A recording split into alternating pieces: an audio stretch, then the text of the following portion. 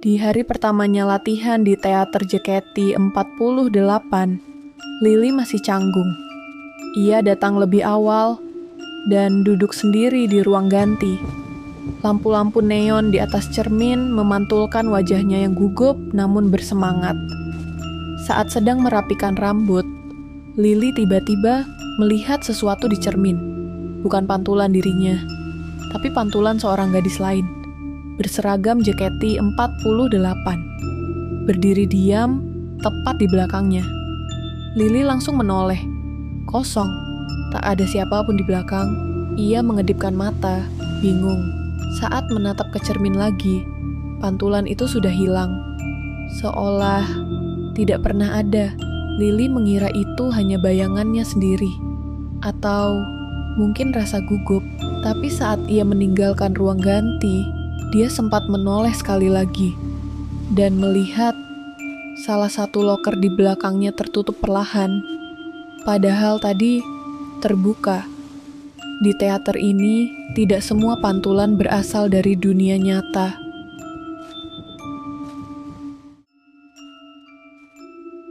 Beberapa minggu setelah bergabung, Lily mulai tampil di teater JKT 48. Setiap kali tampil, dia selalu memperhatikan satu hal yang aneh. Di baris paling belakang, pojok kanan, ada satu bangku yang selalu dibiarkan kosong. Tidak ada penonton, tidak ada tanda. Tapi staf selalu berkata, "Jangan diduduki, sudah ada yang pesan."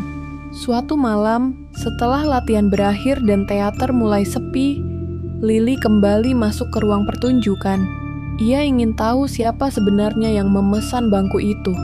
Ia duduk di sana, hening, tapi terasa dingin, seperti tidak disukai. Tiba-tiba, dari arah panggung, terdengar suara tepuk tangan. 1 kali, lalu 2 kali. Padahal, teater kosong. Lily berdiri perlahan, menatap panggung yang gelap. Tepuk tangan itu semakin cepat, hingga akhirnya lampu panggung menyala sendiri, menyorot tepat ke arah bangku tempat Lily berdiri. Dan suara seorang gadis terdengar samar di speaker. "Terima kasih sudah menemaniku. Bangku itu memang selalu terisi, hanya saja bukan oleh penonton biasa."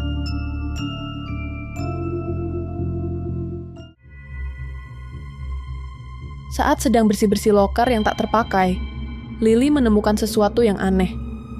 Sebuah ponsel tua, model jadul, penuh debu. Baterainya hampir habis, tapi saat dinyalakan, hanya ada satu file, satu voice note. Tidak ada nama pengirim, tidak ada tanggal. Penasaran, Lily menekan tombol play. Suara seorang gadis mulai terdengar. Lembut, sedih, tapi indah. Dia menyanyikan lagu JKT 48. Tapi ini bukan lagu yang pernah dirilis. Bukan dari setlist manapun. Liriknya asing, tentang panggung, mimpi, dan janji yang tak sempat ditepati. Saat lagu selesai, ada jeda hening. Lalu suara gadis itu berkata, "Kalau kamu menemukan ini, teruskan laguku, ya." Aku belum sempat menyanyikannya di depan penonton. Ponsel itu tiba-tiba mati sendiri. Dan ketika Lily mencoba menghidupkannya kembali, file itu sudah hilang. Suara itu tidak pernah terekam, tapi selalu ada bagi yang bisa mendengarnya.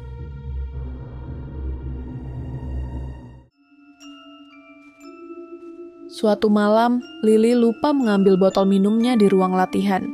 Saat kembali, teater sudah gelap dan sepi. Hanya cahaya lampu darurat yang menyala. Di meja admin, ia melihat sesuatu yang tak biasa. Sebuah buku jadwal, tertulis tangan. Isinya, nama-nama member dan jadwal latihan mereka. Tapi, ada yang aneh. Nama-nama yang tercantum. Sebagian besar sudah graduate sejak bertahun-tahun lalu. Dan jadwal latihannya selalu tengah malam. Jam 12 malam, setengah 2 malam, bahkan jam 3 pagi. Lily membalik halaman-halaman berikutnya. Semakin ke belakang, semakin tak masuk akal. Ada nama yang sama muncul berulang-ulang, dengan catatan kecil di bawahnya. tetap latihan meski tak terlihat. Tiba-tiba, lampu studio satu menyala sendiri. Dari balik pintu kaca, Lily melihat siluet seorang gadis berdiri. Menghadap cermin, sendirian, menari perlahan, sambil tersenyum. Tapi yang paling membuat Lily merinding, gadis itu memakai seragam generasi pertama. Beberapa mimpi tak pernah benar-benar berhenti dilatih.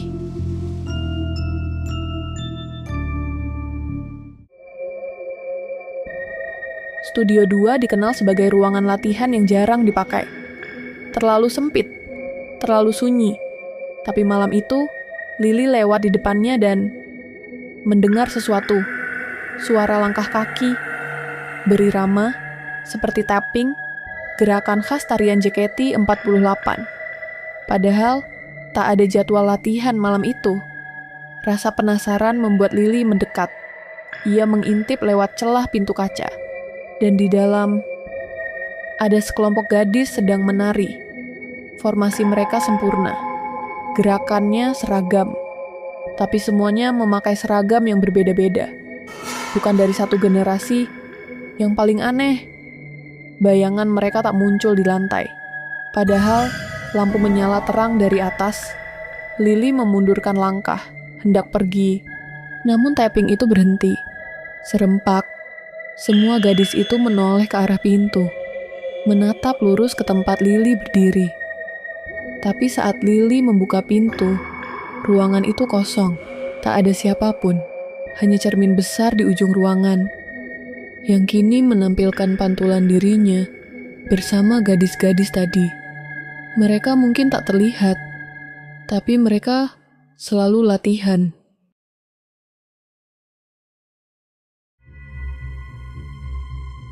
Di lorong belakang teater, ada dinding penuh poster generasi JKT 48 dari tahun ke tahun. Lily sering melewatinya, tapi satu malam ada sesuatu yang membuatnya berhenti.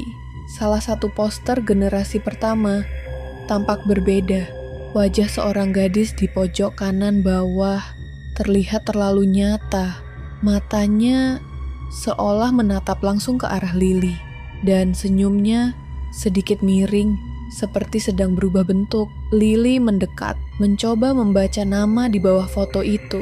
Tapi bagian itu sudah luntur, seperti terhapus waktu. Keesokan harinya, Lily bertanya pada salah satu staf senior, siapa gadis di pojok kanan bawah itu? Staf itu menatap poster lama itu dengan bingung, lalu berkata, yang itu, setahuku poster itu cuma ada 15 member. Tidak ada gadis di pojok kanan bawah. Lily menoleh cepat, dan benar, wajah itu tak ada lagi. Hanya ruang kosong di pojok kanan bawah poster. Seolah tak pernah diisi siapapun. Tapi malam harinya, saat Lily lewat lorong itu sekali lagi, wajah gadis itu kembali muncul. Dan kali ini, dia menatap langsung ke kamera CCTV di atas lorong. Beberapa wajah hanya muncul untuk mereka yang terpilih.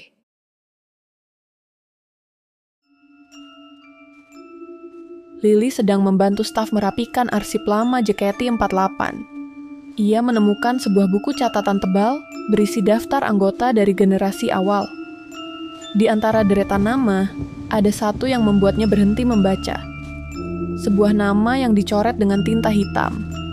Berbeda dari lainnya, tak ada nomor anggota, tak ada foto. Di sebelahnya hanya tertulis, status tidak dilanjutkan. Lily penasaran dan mencoba mencari tahu lebih lanjut. Tapi saat bertanya ke staf, mereka hanya menggeleng. Nggak ada member dengan nama itu. Tapi Lily tahu, dia pernah melihat nama itu sebelumnya. Malam harinya, dia masuk ke ruang merchandise lama, dan di sana, ia menemukannya. Sebuah pin masih tersegel, dengan nama yang sama, dan wajah seorang gadis yang asing. Gadis itu tersenyum kaku, seperti foto formal yang tak pernah dipakai, dan di bagian belakang pin itu tertulis kecil, member edisi terbatas, tidak untuk diperjualbelikan. Tiba-tiba, lampu ruangan meredup sendiri. Lily menoleh dan melihat deretan merch lain di rak seolah bergeser sendiri, menyisakan satu ruang kosong, cukup untuk pin itu. Beberapa nama tak pernah dikenang, tapi mereka belum pernah benar-benar pergi.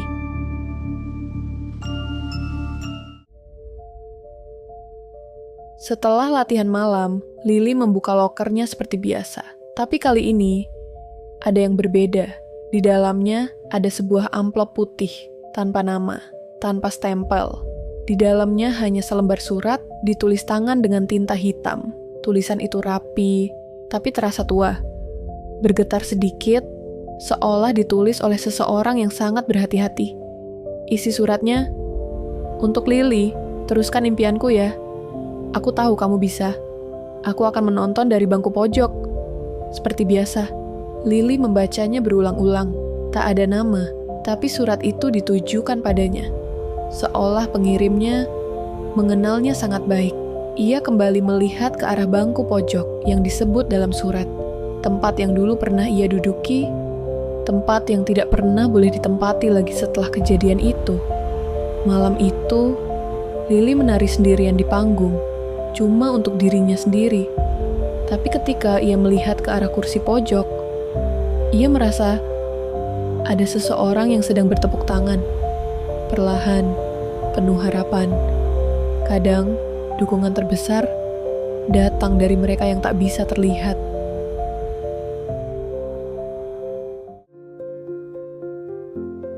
Hari itu adalah ulang tahun Lily. Manajemen membuat live streaming kecil di studio untuk fans. Lampu menyala cerah. Suasananya hangat dan penuh ucapan selamat. Seorang MC mulai bertanya, "Lily, kalau kamu boleh memilih satu impian yang ingin kamu capai di JKT48, apa itu?" Lily tersenyum dan menjawab, "Aku ingin jadi center, tapi juga jadi seseorang yang bisa menginspirasi, bahkan kalau aku nggak di panggung." Tepuk tangan dari tim terdengar di balik kamera. Tapi kemudian, ada jeda aneh, speaker studio tiba-tiba menyala sendiri, dan terdengar suara, "Selamat ulang tahun, Lily." Suara itu lembut, tapi tidak berasal dari siapapun di ruangan. Staf saling menatap bingung. Lily terdiam. Ia mengenali suara itu. Itu suara dari voice note di ponsel tua, yang dulu sudah hilang. Lalu dari layar belakang muncul slide yang tak seharusnya ada. Foto seorang gadis berseragam JKT48 yang tak dikenal siapapun. Dengan tulisan di bawahnya, "Terima kasih sudah melanjutkan mimpiku." Lampu studio meredup perlahan, dan suara speaker berkata pelan, "Sekarang, kamu gak sendirian. Impian yang tulus kadang berpindah jiwa tanpa kita sadari."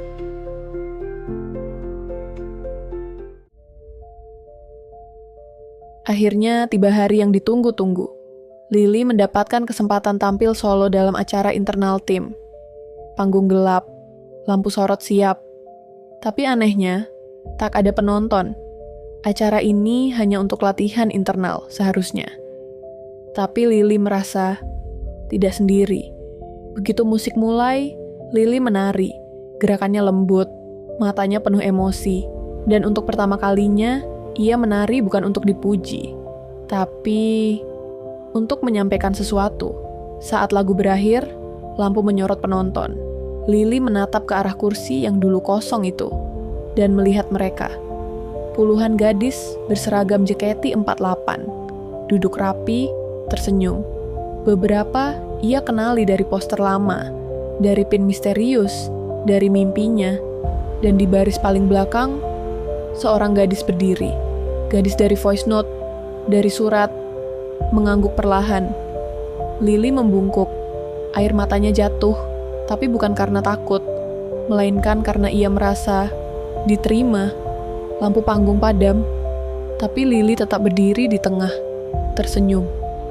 Setiap panggung punya penontonnya sendiri, dan kadang panggung yang paling bermakna adalah panggung yang tak terlihat siapa-siapa, tapi dirasakan oleh yang tak pernah pergi.